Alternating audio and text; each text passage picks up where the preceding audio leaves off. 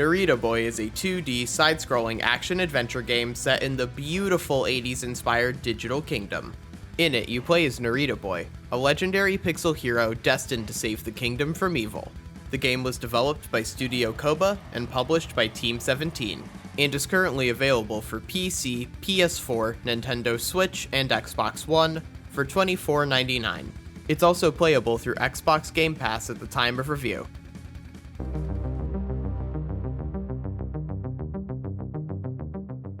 The story begins with the evil digital entity known as him returning from banishment and robbing a man called the creator of his memories.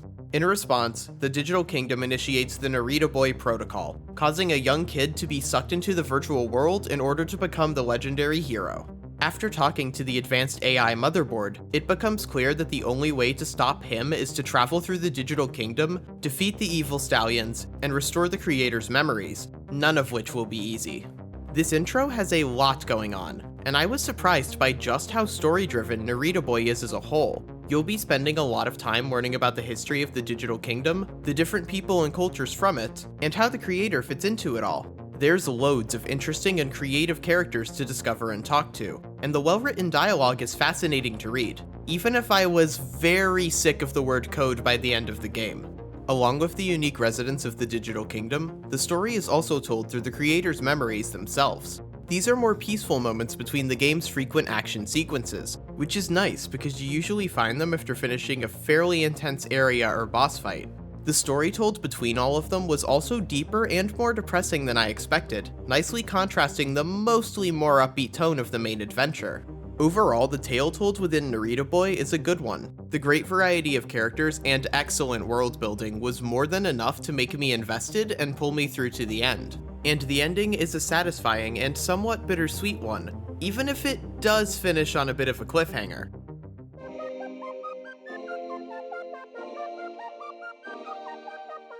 When it comes to graphics, Narita Boy truly takes its 80s inspiration to heart, by putting moving lines on your screen and making it feel like you're playing on a crappy CRTV just like the good old days.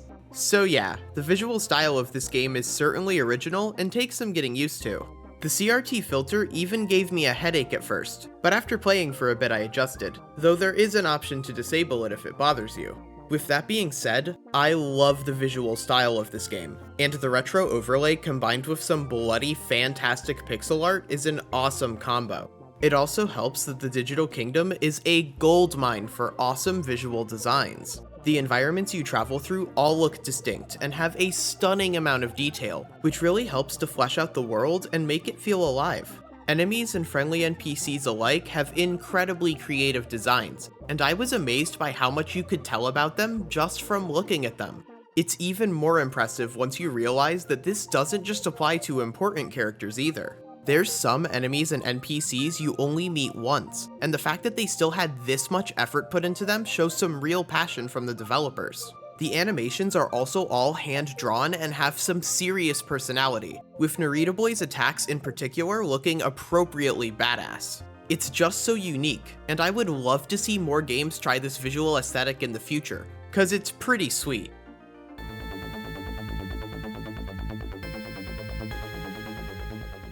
Narita Boy looks amazing, but it also has some pretty fun gameplay too. The basic movement and combat abilities are easy to pick up and feel awesome to use. You can run and jump, do multiple attacks with the Techno Sword, and dodge away from or bash into enemies. Of course, your power will also grow over time, and you'll unlock several new abilities as you progress through the game. What's great is that almost all of these abilities have an important use, and once you have them all, fights feel like a brutal dance of digital destruction. There's also energy bars which you refill by doing damage to stallions. You unlock more of these over time, and can use them to heal or to perform awesome special attacks. There's another cool combat idea related to color, but I'll let you figure that one out yourself. All of these combat mechanics are used to put you up against a wide variety of enemies. Each time a new stallion is introduced, it gets a flashy intro, and then it's up to you to figure out how to use your abilities to bring the pain. The majority of enemy attacks are well telegraphed, which gives you a fair chance to react and avoid getting hit. It's not a super difficult game, but some fights and encounters will likely take a few tries to get through. You shouldn't really get stuck though, with the exception of one boss fight in the back half of the game that has an insane difficulty spike. It took me a little while, and you'll know it once you reach it. Speaking of boss fights, they're well designed and fun to fight through. Most of them only took a couple of tries, but they were all memorable and unique, and they're spaced out well enough so that you fight one just when it almost feels like it's been too long since the last. There's also some really cool moments and set pieces at the end of certain sections that always felt great to play through. While the combat in this game is awesome, the exploration, while still decent, has some flaws. You'll usually have tons of objectives listed at the same time, even if most of them are about finding keys. Seriously, so many keys!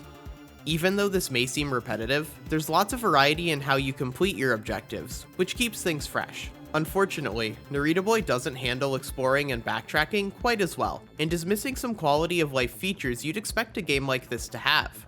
For one, there's no map, which is frustrating because it can make it difficult to know where you've already been or where to go to progress. There's also no save points, and this is frustrating because if you die from combat or from missing jumps while backtracking, it'll respawn you at the last place it autosaved, which can lead to some long runs back to where you were. While these missing features are annoying, it's not too big a deal since the game is mostly linear. The only real optional content is 5 backup floppy disks you need to find if you want to see the creator's first memory. This is worth doing, even if some of the disks are hidden behind annoying puzzles where you need to find 3 symbols hidden in obscure places in the environment. If you care about achievements, it's an easy 100% though, as long as you find the backup floppies and finish the game. Finally, I have a perfect game on Steam that's not My Name is Mayo. It's not a long game, and will probably take most people around 7 hours to finish, which I think is fair given the price, and because of just how much fun the combat is.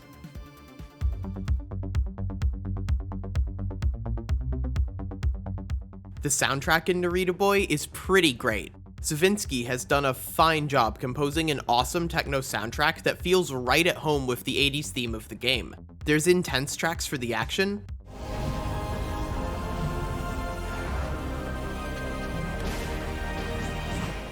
peaceful tracks for the calm,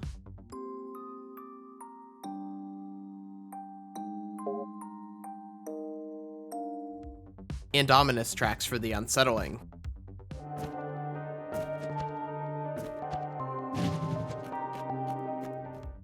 It's available separately from the game if you like it, and while it may not be my favorite from this year so far, it's definitely up there.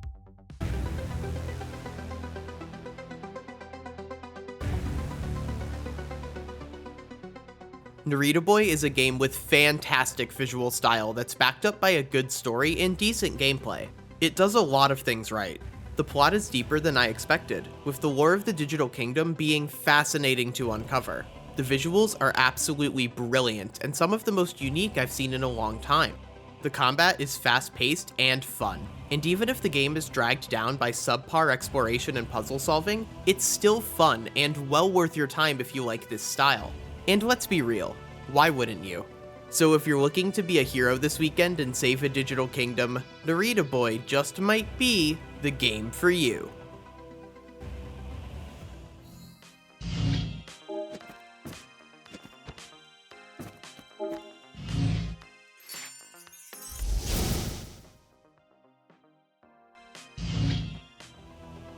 Alright, and with that, thanks for watching. I hope you enjoyed. Subscribe for more videos coming soon, and until next time, remember, turn off your console before you go to bed, otherwise you might just get sucked into it and have to fight your way out of a digital world.